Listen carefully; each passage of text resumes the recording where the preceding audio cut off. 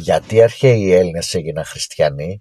Όταν αναφερόμαστε στους αρχαίους Έλληνες έχουμε στο μυαλό μας τις ένδοξες στιγμές. Αγνοούμε όμως ότι αυτά δεν ήταν παρά μόνο κάποια μικρά διαλύματα από τη δυσάρεστη καθημερινότητά τους. Ναι, μεν είχαμε τον Μεγαλέξανδρο, τον Σωκράτη, τον Ευκλήδη και πολλούς άλλους, αλλά ο κόσμος απλώς υπέφερε. Ναι, μεν ο Λεωνίδας και ο Σωκράτης έζησαν 60 και 70 χρόνια, αλλά ο απλός ο λαός ζούσε 30 με 40.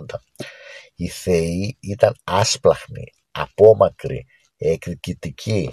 Αν έκανες κάποιο λάθος, όσο και να μετάνιωνες, δεν στο συγχωρούσαν και έφταναν να το πληρώνουν ακόμα και τα παιδιά σου.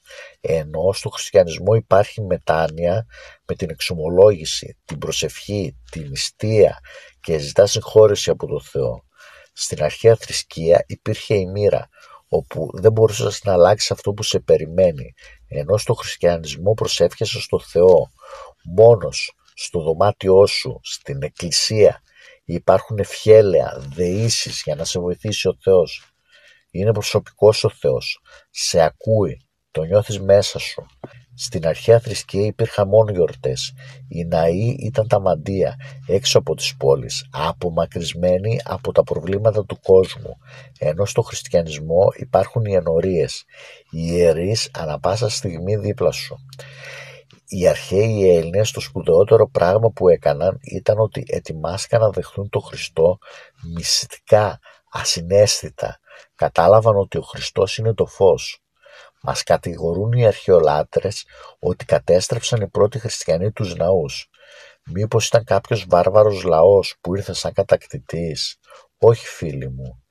Ήταν οι Έλληνες, οι πρώην ειδωλολάτρες. Νίκησαν, αφήνοντας 10 εκατομμύρια μάρτυρες, έχοντας για όπλα την προσευχή και ασπίδα την πίστη. Έχτισαν στη θέση των ειδωλολατρικών ναών εκκλησίες για να εξαγιαστεί ο χώρος, να γίνει από κατοικητήριο δαιμόνων κατοικητήριο του Χριστού. Οι αρχαιολάτρες, για να δικαιολογηθούν, λένε ότι η τάδε λέξη μοιάζει με αυτήν και η τάδε εικόνα μοιάζει με το τάδε άγαλμα.